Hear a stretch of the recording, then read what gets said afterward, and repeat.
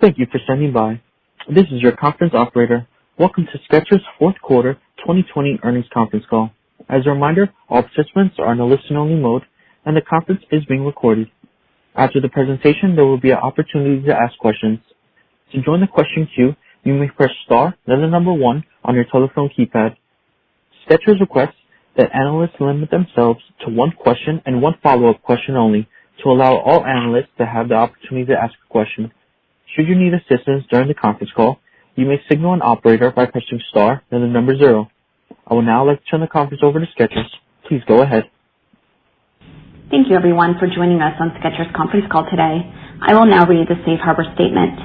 Certain statements contained herein, including without limitation, statements addressing the beliefs, plans, objectives, estimates, or expectations of the company, or future results or events may constitute forward-looking statements that involve risks and uncertainties. Specifically, the COVID-19 pandemic has had and is currently having a significant impact on the company's business, financial conditions, cash flow, and results of operations. Such forward-looking statements with respect to the COVID-19 pandemic include, without limitation, the company's plans in response to the pandemic.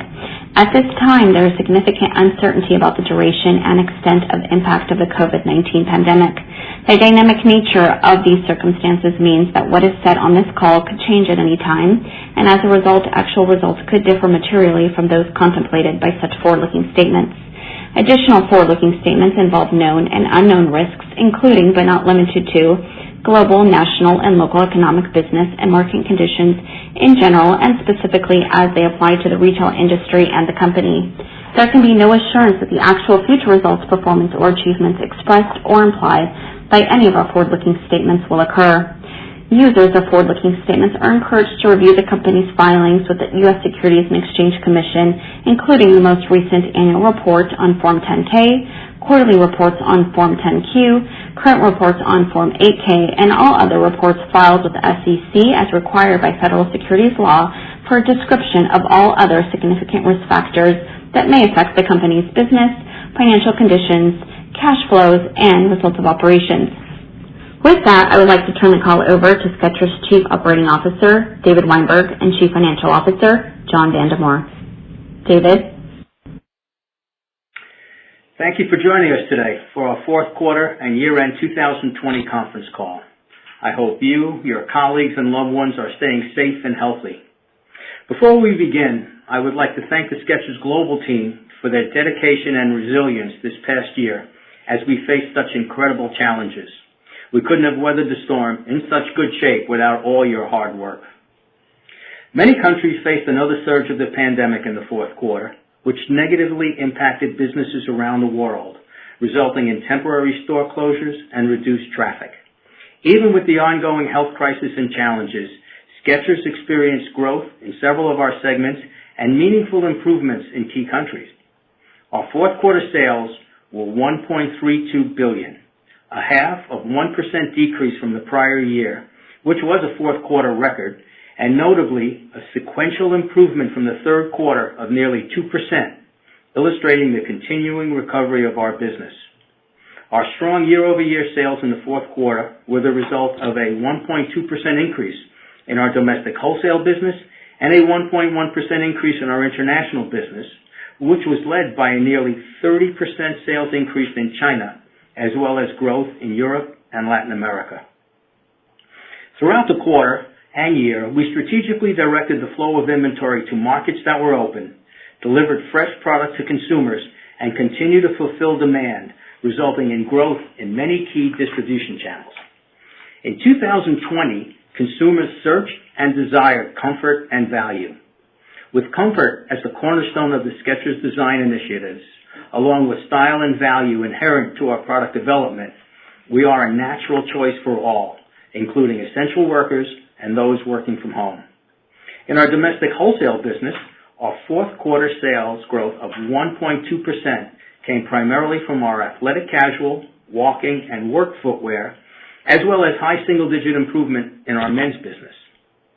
The domestic business decreased 2.8%, due to a 7.6% decline in our direct-to-consumer sales, which was negatively impacted by reduced traffic in our brick-and-mortar stores, a result of the stay-at-home guidelines and an overall decline in foot traffic and tourism.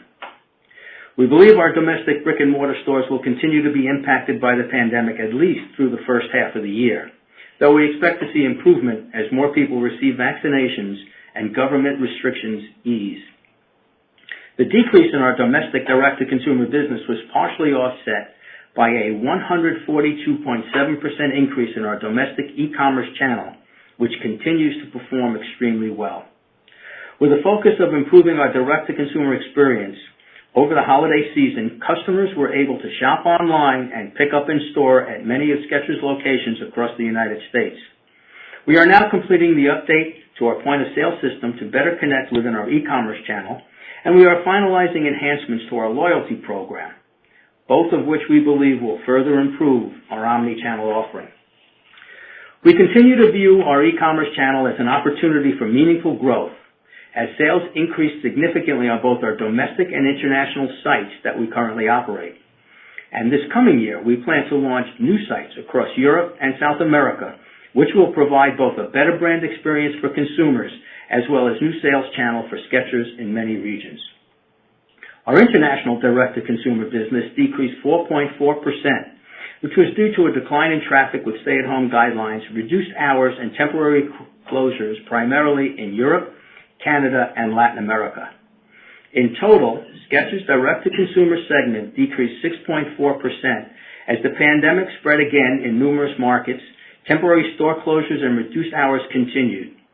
In the United States, consumer traffic at our stores was approximately 35% lower, and operating hours were reduced by approximately 20%.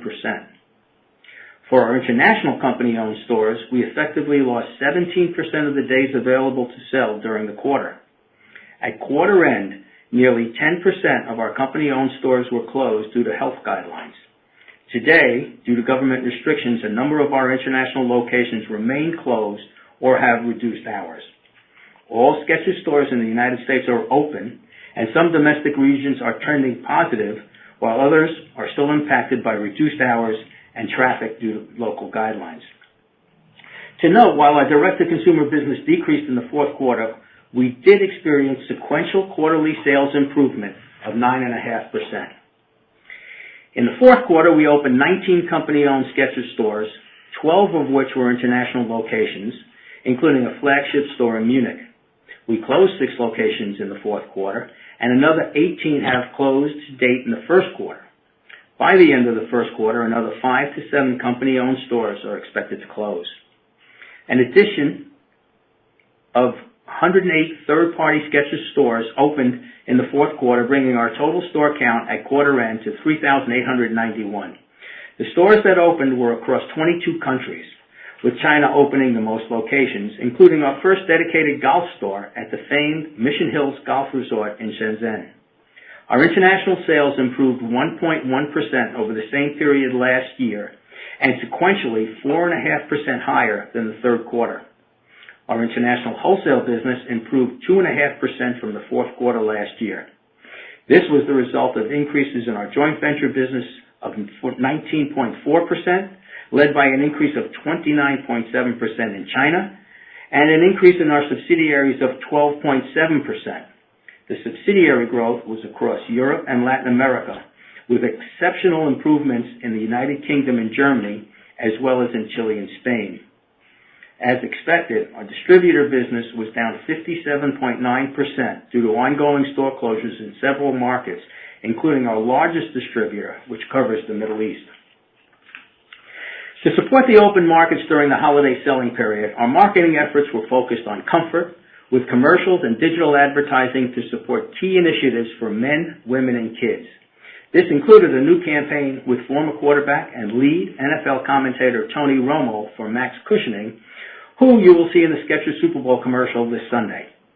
To support our business during 2020 and for the coming years, we took steps to not only enhance our POS systems and e-commerce platforms, including the addition of BOPIS and BOPAC in the United States, but also enhanced our distribution centers and supply chain production capabilities.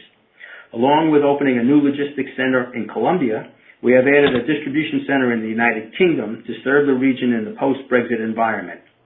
The automation of our new 1.5 million square foot China distribution center remains on track for full implementation by mid-year, and we continue working on the expansion of our North American distribution center, which will bring our facility to 2.6 million square feet in 2022. We anticipate many markets will remain challenged in the first half of the year due to the pandemic, but believe some countries are showing signs of recovery. During this time, we will continue to manage the flow of our inventory to fulfill demand where we are open, spend prudently in markets still impacted, and drive sales where possible. Now I'd like to turn the call over to John. Thank you, David. 2020 was an extremely challenging year, and the fourth quarter was no exception. Multiple markets continued to experience significant operating restrictions, including store closures and reduced operating hours. Despite this, the Skechers brand performed exceptionally well, with encouraging sell-through and strong gross margins. In addition, the Skechers organization continued to effectively navigate the uncertainty of this environment while making investments for the future. While we expect similar challenges to continue for at least the first half of 2021, we are confident that the strength and resilience of the Skechers brand and the execution of our growth strategy focused on expanding our international footprint and increasing our direct-to-consumer relationships will deliver shareholder value. Now let's turn to the fourth quarter results. Sales in the quarter totaled $1.32 billion, a decrease of $6 million or 0.5% below the prior year. We believe that this is a notable accomplishment when considering both the current operating environment and that last year represented a fourth quarter sales record for the company. On a constant currency basis, sales decreased $33.5 million or 2.5%. Domestic wholesale sales increased 1.2% or $3.5 million, fueled by broad strength across customer types and encouraging consumer sell-through in multiple categories. International wholesale sales increased 2.5% in the quarter. Our subsidiaries were up 12.7%, led by Latin America and Europe, which grew 29.9% and 22.9% respectively. Our joint ventures were up 19.4% in the quarter. China sales grew 29.7%, driven by strong e-commerce channel performance, particularly around Singles' Day and December's 12/12 event. These increases were offset by our distributor business, which, as expected, decreased 57.9% or $72.6 million in the quarter, reflecting acute challenges in several distributor-managed markets. Direct-to-consumer sales decreased 6.4%, the result of a 7.6% decrease domestically and a 4.4% decrease internationally, reflecting both challenged consumer traffic trends and the impact of temporary store closures and operating hour restrictions. However, these results were partially offset by another strong increase in our domestic e-commerce business of 142.7%. Gross profit was $648.4 million, up $10.7 million compared to the prior year. Gross margin increased over 100 basis points versus the prior year, primarily driven by a favorable mix of international and online sales and an increase in domestic wholesale average selling price, where higher full price sell-through of several of our innovative platforms like Arch Fit and Max Cushioning drove average selling prices higher. Total operating expenses increased by $47.4 million or 8.6% to $595.7 million in the quarter. Selling expenses increased by $9.2 million or 10.4% to $97.9 million, primarily due to an increase in domestic demand creation through digital advertising channels. General and administrative expenses increased by $38.1 million or 8.3% to $497.8 million, which was primarily the result of volume-driven expenses in warehouse and distribution for both our international and domestic e-commerce businesses. Earnings from operations was $57.7 million versus prior year earnings of $94.1 million. Net earnings were $53.3 million or 34 cents per diluted share on 155.4 million diluted shares outstanding. Net income included a one-time discrete tax benefit of $15.9 million. Excluding the effects of this one-time tax benefit, adjusted diluted earnings per share were 24 cents. These compare to prior year net income of $59.5 million or 39 cents per diluted share on 154.6 million diluted shares outstanding. Our effective income tax rate for the quarter was a negative 14%. And now turning to our balance sheet. We ended the quarter with $1.37 billion in cash and cash equivalents, which was an increase of $545.9 million or 66.2% from December 31st, 2019. The increase primarily reflects the company's outstanding borrowings of $452.5 million on its senior unsecured credit facility. However, even net of those borrowings and nearly $310 million in capital expenditures, cash and cash equivalents grew by over $90 million. Trade accounts receivable at quarter end were $619.8 million, a decrease of 4% or $25.5 million from the prior year end. The decrease in accounts receivable was primarily due to lower distributor sales. Total inventory was $1.02 billion, a decrease of 5% or $53.1 million from December 31st, 2019. The decrease in year-over-year inventory levels is largely attributable to lower domestic and European inventories, partially offset by higher inventories in China to support sales growth. China inventories declined versus the third quarter. Overall, we feel confident about our inventory position and continue to actively manage our supply to meet customer demand, positioning the business constructively for the balance of this year. Total debt, including both current and long-term portions, was $735 million at December 31st, 2020, compared to $121 million at December 31st, 2019. The increase primarily reflects the drawdown of our senior unsecured credit facility in the first quarter of 2020. Capital expenditures for the fourth quarter were $96.7 million, of which $48.9 million related to the expansion of our joint venture-owned domestic distribution center, $13.9 million related to investments in retail technologies and stores, $11.4 million related to our new distribution center in China, and $7 million related to our new corporate offices in California. Our ongoing capital investments remain focused on our strategic priorities, enhancing our direct-to-consumer capabilities and augmenting our global distribution infrastructure. In 2021, we expect total capital expenditures to be between $275 and $325 million. The fourth quarter, like all of 2020, was a challenge. However, we saw many encouraging trends in our performance. Our brand strength, distinctive and compelling value proposition, and healthy balance sheet gives us continued confidence that Skechers is poised for a return to growth in 2021 and beyond. However, due to the continued uncertainty in the retail marketplace, we will not be providing guidance this quarter, as the environment remains too unpredictable to forecast reliably. And now, I'll turn the call over to David for closing remarks. Thank you, John. A year ago, Skechers achieved a new fourth quarter sales record, while the brand and business trends across all segments were exceptionally strong. Now, as we continue to face challenges due to the ongoing health crisis, our fourth quarter sales decreased only 0.5% from the prior year record. This important accomplishment was the result of the continued demand for Skechers product, the diversity of our distribution model, and our efforts to drive value by maximizing revenue and efficiently managing inventory.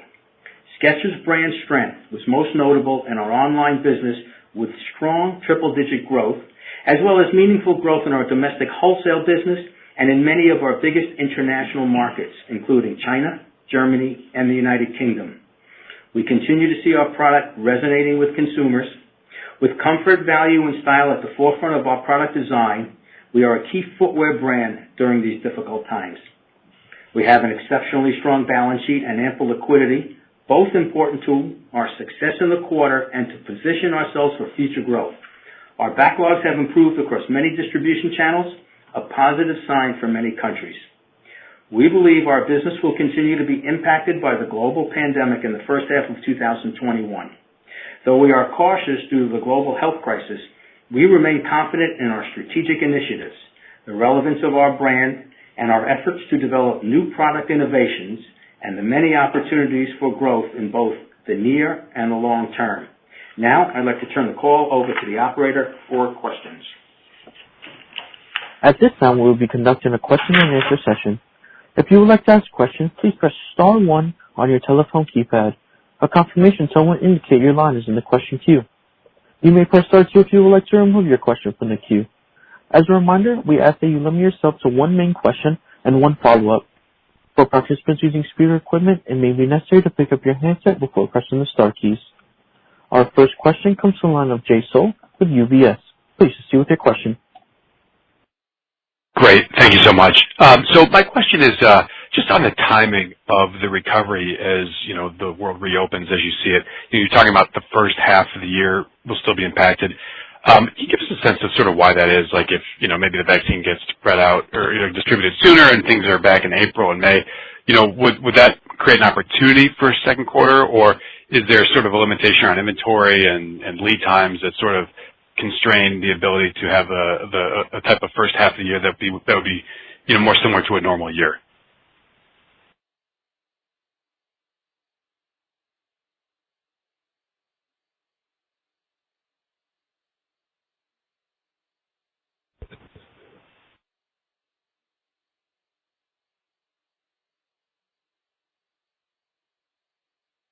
Hello?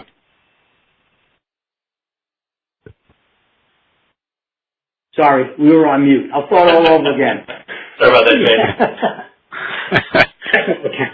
Started with, we don't know any more than anybody else about the vaccine at the state of the pandemic. Actually, I should play it. We should record that. But anyway, but given that January started off still under significant closure, and we've had closures in Europe, which are all going through at least January and most of February, that the first half would be a good guideline to try to, before we can come out at full strength. What we did see in the last time we came out of the pandemic was very strong resurgence. So that would lead to the fact that certainly if it opens quicker and retail opens in full quicker around the world, that we would have substantial opportunities to be significantly ahead of where we are. I mean, if you think about it, we weren't down that much in the fourth quarter, and we had a significant hit from distributors that would have made for a very strong quarter, even if they had broken fairly even. The impacts we have on inventory are no different than anybody else. While we think we're doing as good a job or better than most, we still have issues at the port that we anticipate would clean up shortly. Some issues in England getting some product in because of the new Brexit rules. But other than that, from a production facility and managing the inventory, we don't have anything out there that would preclude us from having a very strong recovery, even as early as the second quarter, should things open up significantly. Got it. Okay. And then one more. And just on the G&A, I'm interested in how we should think about G&A a year from now. A lot of companies through the pandemic have done, hundreds of millions of cost cuts, and obviously, some of that probably has to come back next year as stores reopen and things like that. As we think about G&A next year, how much SG&A has to come back into the P&L in 4Q of next year, given some of the adjustments that have probably made this year? Or would you say that this quarter was more like a normal G&A quarter, and, there's not a lot of excess that will have to be re-added in next year when we get to 4Q of 21? Yeah, I think when you think about G&A, you think about the shape of the recovery, and even this quarter is a good example. I mean, if you think about our retail business, while we've taken aggressive action there to reduce variable costs where we can, we still can't reduce fixed costs like, rent and depreciation. So even in this quarter, you're seeing a struggle between the businesses that can't leverage as well as they historically would have, and, others where we're clearly making up that sales gap. As you look forward into next year, I would just caution that, while we see very good line of sight into a top-line recovery, we obviously saw great health in many of our businesses this quarter. The operating margin side of that is going to lag a bit. We need retail to get back to a point where it's leverageable. There are, I know it's hard for people to believe, but there are a lot of costs that we took out this year. In fact, this is the first quarter since the lockdown where we saw G&A grow. So, there's some costs that need to come back, some compensation, incentive compensation that went out entirely, some labor that went out entirely this year. So, what I would expect is it'll be a little stickier getting back to norm on the operating margin side, largely because of, our inability to leverage, retail G&A and even to a degree the distributor flow through that would normally leverage, our G&A spending. So over the course of the year, we expect that to get progressively better, but we do still think that will trail in 2021. In 2022, assuming retail gets back to its leverageable point, things will look a lot better. The only additional element I'd caution for next year is, as we noted, we went ahead with several really important investments in our infrastructure. We added a distribution center in the UK. We expanded distribution in a lot of other jurisdictions. We have finally our China distribution center will likely go online this year. So we are going to see a little bit of headwinds from the introduction of those increments early on until they get up to, peak efficiency, which is tough to do in the year in which they open. So there will be a little bit of an added drag next year owing to those investments. But once we get beyond that early operation, that's when we expect those to also contribute leverage and drive operating margin opportunity. Got it. Okay. Thank you so much. Our next question comes to the line of Laurent Vasilescu with Exane BNP Paribas. Please proceed with your question. Oh, good afternoon. Thank you very much for taking my question, and as well as congrats on the momentum. John, David, I got to ask you, Europe was up 23%, yet the region was locked down for most part for a lot of brands. Maybe could you just parse out what drove that, and how do we think about that momentum going into 1Q? And then conversely, your China number was really strong in 4Q. It looks like you did about $900 million plus in China revenues for the full year. How do we think about China revenues for 1Q, considering it was cut in half last year in 1Q 20? Well, from the European side, they had a very strong fourth quarter because they opened up very strong the first time stores opened, and I think we picked up significant market share, and that carried all the way through the fourth quarter. As things started to close down in the fourth quarter, and even in through January, we haven't seen significant declines in our wholesale business because I think we sold through so well that most of our customers, the larger ones certainly, have continued to take product knowing that when they open up, we will be a strong contributor to a strong opening, and they didn't want to be behind inventory. They chased it for quite a significant period of time when we came open last time. So that was a positive, and it's positive pretty much across the board there. We've had great showings in almost every country. They were all but a couple small ones were positive for the quarter, even with the close down. So that shows you the strength of the brand there and the fact that people are counting on us when it reopens and are not willing to take that inventory risk again. Now, the reason there's no guidance is because that still has a limitation depending on how long they're closed. We hope they open on schedule mid to end February, early March at the latest, which would give us significant chance to continue to supply and sell through quickly going into the spring season. Yeah, Laurent, in terms of China next year, and I think this actually applies to the totality of our businesses, we're not really looking at growth relative to 2020. There's a few isolated instances where that makes sense, but we're really looking to get beyond, quite frankly, 19. I don't want to get into specifics by country, but, suffice it to say, we have very optimistic views about where we can take the brand in China. That really, won't abate, as we look forward to next year. The pacing of it will be a little bit odd because there was, in fact, a pretty significant shutdown beginning in Q1 last year in China. So those numbers in Q1 are going to look a little outsized. But I think what you're seeing is, continued growth of the brand in the market, and that gives us tremendous optimism about where the brand can go, both next year and beyond. That's very helpful. And then maybe as a follow-up question, gross margins, John, they were strong across the board, across the three segments. Can you talk about what drove that? Was it driven by e-commerce? How much was e-commerce as a percentage of your overall sales for the year? And then how do we think about the gross margin, high level? I know you're not giving guidance, but do we kind of see that momentum continue into 1Q? Yeah. So again, when we look into compares versus last year, in 1Q is a good example of that. There's a lot of noise. I think it's probably the best way to describe it. I would say with regard to the fourth quarter, what we saw in the gross margins is exactly what we mentioned in our script. We saw good full price sell-through. We saw strong contributions from e-commerce, which is a bit accretive at the gross margin line for us. And we had a higher proportion of international wholesale that excluded, distributor sales. Distributor sales tend to be very high flow through for us, but they do carry a lower overall, gross margin. As we look forward, I believe you'll see things normalize a bit more toward, what I call kind of a 2020 normalized level or 2019. We will get some benefits from increased contribution from retail, from international, because China will be back. We are, though, seeing a few headwinds in terms of product costing. Landed costs and shipping in particular are out there as light concerns for us. So we're going to moderate our view and probably point towards stability against a normalized margin versus any significant increases, because we won't be getting as much of the mix benefit.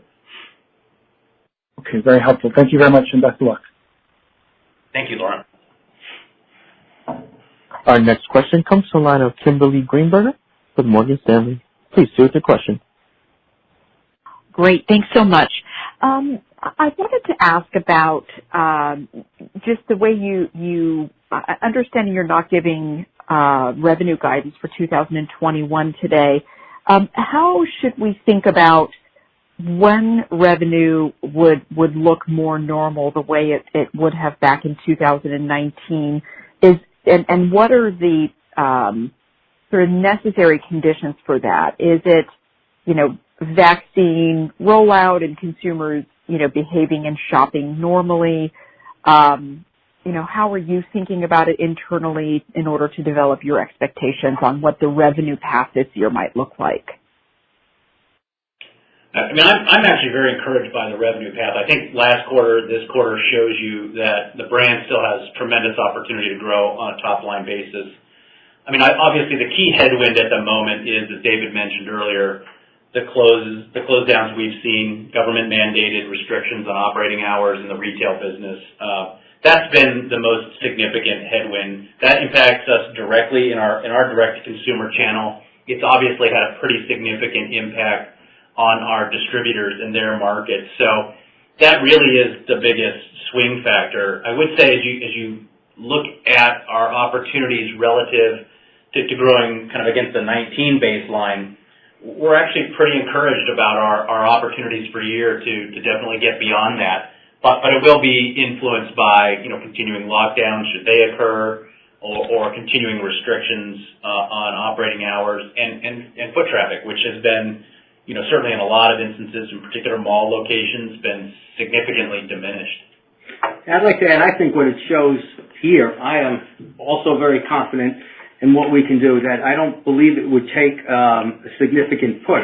We just need to be able to get to our consumers. If you go through the results as we give them, you would see, because there's only 0.5% decline, those places that were open have gained market share and have increased to the point that it could take care of significant store closures of our own and a big piece of our business with the distributors. And we don't need them to come back 100% to start getting back to a growth pattern. I personally believe that we would outstrip the growth patterns we saw through 19 and before because of the demand we've seen in those places that are open. And I personally anticipate that would be followed in all the places that are going to open. Great. Yeah. The revenue resilience really was very well showcased here in the fourth quarter. My follow-up question is on e-commerce, which is also a highlight for Q4 and I think for full year 2020. Can you just remind us in both the fourth quarter and the full year, where does e-commerce revenue sit as a percentage of your retail revenue at this point? So if you look at it so the first thing I got to mention is, we have e-commerce in a couple of different locations. When you look at it in total, it's actually a pretty sizable chunk of the revenue base. China obviously is the most significant, although that gets reported in our wholesale because it's a joint venture. In terms of our domestic number, I would tell you it's north of the 10% number that we previously provided. I don't want to get into a ton of specifics about how far north, but it's definitely north of that. And we think that's sticky and it can continue. If you bring in the totality of our e-commerce revenue relative to all sales, it's probably double that 10% as a percentage of sales right now.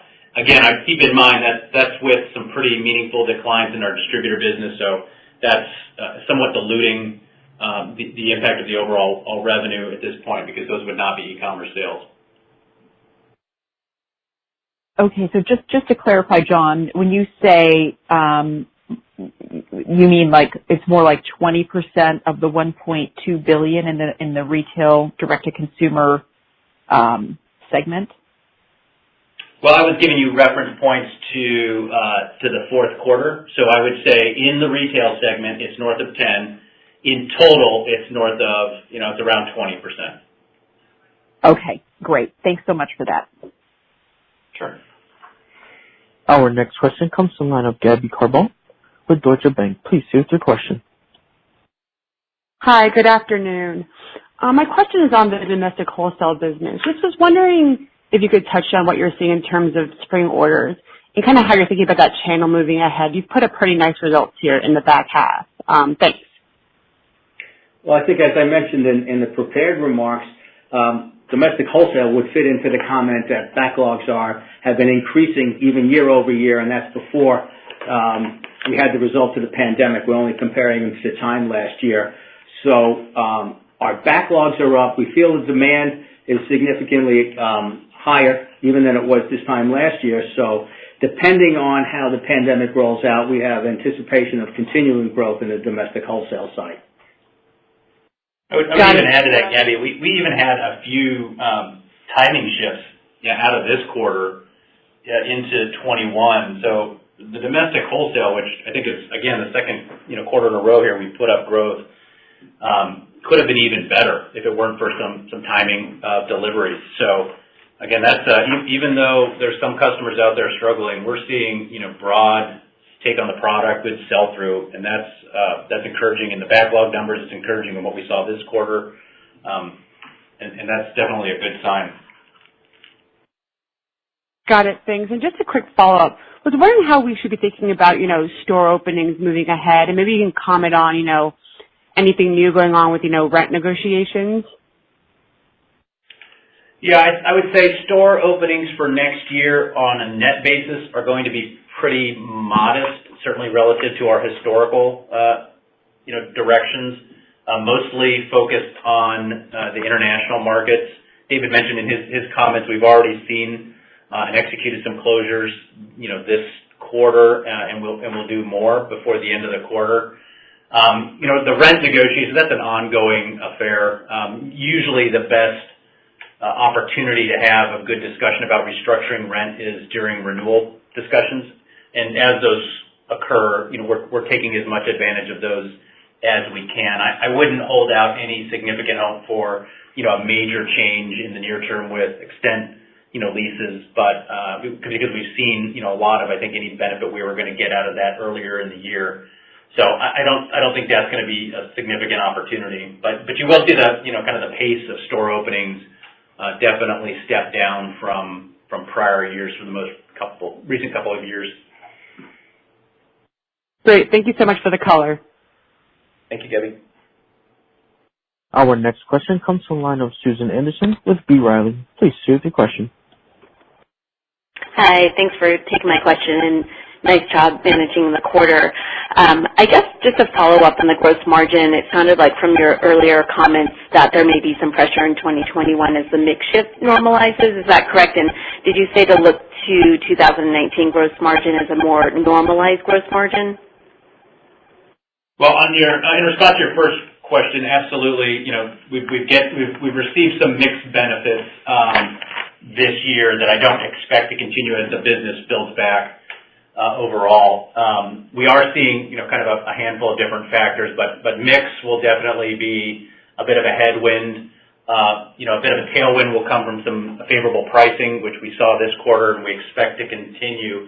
And then an almost offsetting headwind from there is some of the cost pressures that we've mentioned, as in particular transit costs have become a source of pressure near term.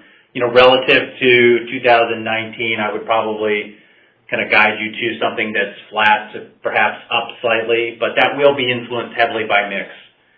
Again, to the extent we see more closures in retail and we see a mix down with less direct-to-consumer, that would be a headwind challenge. To the extent retail recovers, that would be a bit more of a tailwind. Got it. Okay. And then just on the China market, obviously a very strong report there. I'm curious if you could talk about the growth over Singles Day, how much that was up and how much of a driver that was. And then I think you talked about just kind of the bumpiness in 2021 with obviously first quarter last year being down. But how should we think about that strength we saw in fourth quarter kind of after we get past that bumpiness flowing through in 2021? And then just curious on the golf store you opened there, is there opportunity to open more golf stores elsewhere or even maybe, potentially stores within stores, say in like Dick's or something? Well, I think in China, again, it's a comparability issue. Our general disposition on China continues to be extraordinarily favorable. We have very high hopes for it next year. Obviously the first quarter and to a degree the second quarter are going to benefit from some easier comparisons. But our expectation is that China puts up similar numbers to what it's been registering in terms of overall growth. You're starting to get the pull of the law of large numbers, so maybe not in percentage terms, but in dollar terms. And that really is on the back of growth in e-commerce. I would characterize China as certainly faring far better than most markets, but there's certain components of the brick and mortar side of things that aren't yet fully recovered.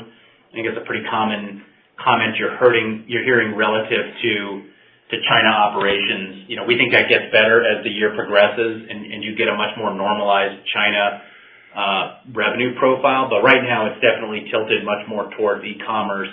And in the quarter, obviously we couldn't have put up, nearly 30% growth rate if it weren't for some pretty favorable results, both on 11/11, where you had an extended selling period this year, but also kind of the sister event on 12/12, and then a few other sporadic events in the quarter. So, again, overall, very positive on China. We do think there's still more normalizing to do, and we're excited to add the capability of having our own distribution to the market, because that we think is definitely going to help both stabilize operations and give us more leverageable costs in the long term. Great.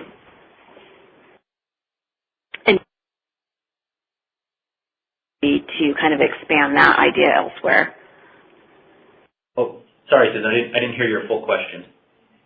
On the golf store you opened in China, is there opportunity to expand that elsewhere throughout the globe, potentially even in the U.S.?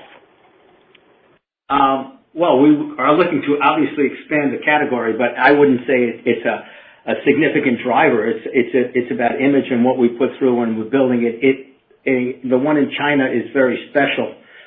We may have a few more, but it's not a major growth initiative for us. It's just something that we take as it becomes available to showcase the brand in general. Got it. Okay, that's helpful. Thanks so much, you guys. Good luck in the first quarter. Thank you. And once again, as a reminder, if you would like to ask a question, please press star 1 on your telephone keypad.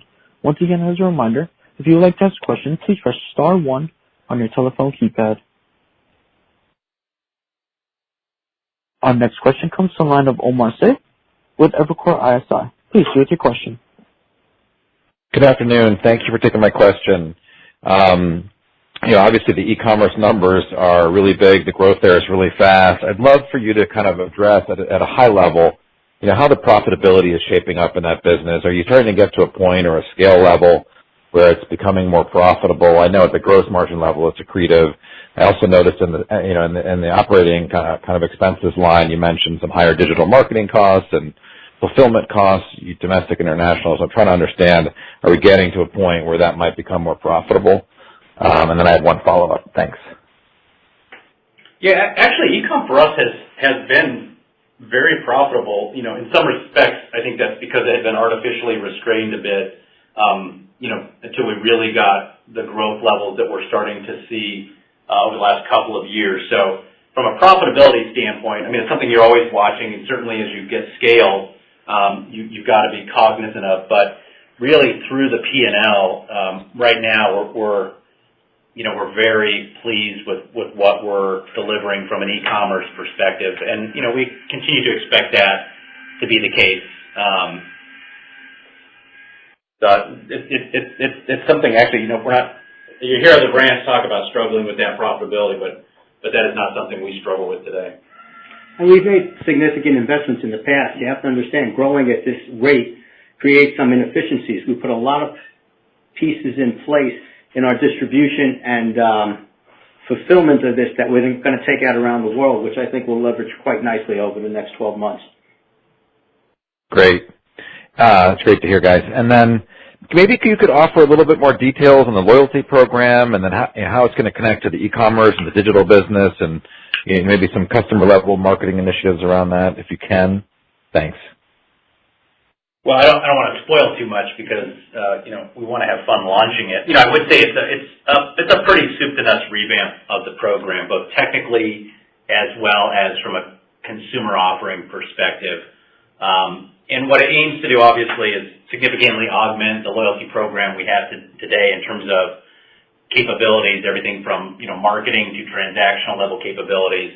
And it was accompanying our relaunch of the website and launch of the mobile applications that happened earlier in the year. So really, when you step back, you've got to look at those in aggregate because together they're really forming, I think, the basis of a new approach to consumers, one more mobile enabled, more digitally enabled, more informative, easier to use. So I don't want to get into the specifics of the program because we want to launch that, but we think it's going to be a very effective means to both recruit and retain consumers.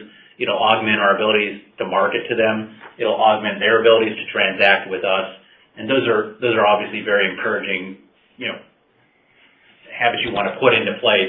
In particular, because like most, we see incredibly higher LTV from a loyalty program member who purchases regularly with us than any other consumer. And so the goal is to get as many people into the program and becoming recurring buyers as we can. Thanks, John. Looking forward to see it roll out. It'll be soon. Our next question comes from the line of Brian McNamara with Berenberg Capital Markets. Please proceed with your question. Good afternoon. Thanks for taking my question. I just have two quick ones. One on India, being that it's a more traditional market that doesn't really have the natural e-commerce offset that China has with lockdown measures in place. Can you give us an idea of how that market performed for the year and sequentially in Q4 in terms of improvement? And then secondly, COVID restrictions aside, I guess which markets internationally are you most optimistic on outside of China? And then conversely, which are perhaps underperforming relative to your expectations? Thank you. Yeah, on India, obviously the impact of the pandemic hit, many markets pretty severely. India is no exception. I don't think it's unusual, but it had a pretty tough go of it, so to speak. In particular, because it was growing so nicely for us. Now, I think we're starting to see some very encouraging signs in the fourth quarter. Performance was higher than actually even we expected. The market really began to re-engage. It's all because they're getting past the pandemic. There is a building e-com presence, but it's still very early for us. And we remain, very optimistic about that market long term. In terms of the international markets we're most excited about, I think if given the opportunity, we'd probably just rattle off all of them because we do believe there's that much opportunity. Obviously, Asia has a tremendous amount of opportunity with China, India. There's a lot of other Southeast Asian countries where we're really just getting started. But, you can't neglect the fact that Latin America grew nearly 30% as a composite for us this quarter, that Europe grew, north of 20%, that some very stable, long penetrated markets for us like Germany did exceedingly well. So, the reality is we just don't think there's a near-term limitation in any market, on this brand. And our opportunity to continue to grow internationally in particular is pretty unrestrained, at least for the next, 3 to 5 years, and probably beyond that as we begin to introduce more and more categories to markets. We find our footing in getting even, apparel introduced and other offerings. So, I speak for myself, but I'm sure David would agree. We're pretty excited about most, if not all, of our international markets.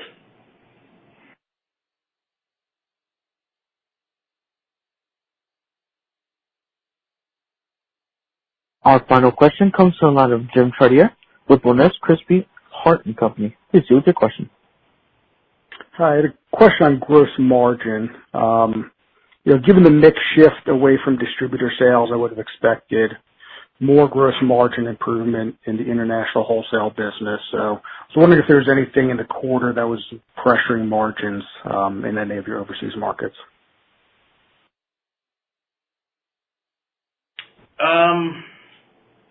No, nothing comes to mind. I would say probably the only impact you're seeing is you're still having some markets that are experiencing pretty drastic effects from, shutdown. I think one thing that I don't want to get lost in this is, we dealt with a lot of lost sales days in some of those markets. So, in some respect, as they come out of that, they've got to move, merchandise. But I wouldn't highlight anything being, extraordinary in that. We're fairly pleased with the improvement we saw overall, especially given, the growth underlying that. If you back out the distributor decline that we gave you a number on, you can see that the underlying health in the wholesale business was really, really strong. So, to get that plus, I guess, to your question, even more gross margin accretion than we delivered, that's a pretty tall order. So we're generally pleased with what we saw, and we're optimistic that trajectory is going to continue. Okay, great. Thanks, and best of luck. Thanks, Jim. And with that, this concludes our question and answer session as well as today's conference call. You may now disconnect your lines at this time. Thank you for your participation and have a wonderful day.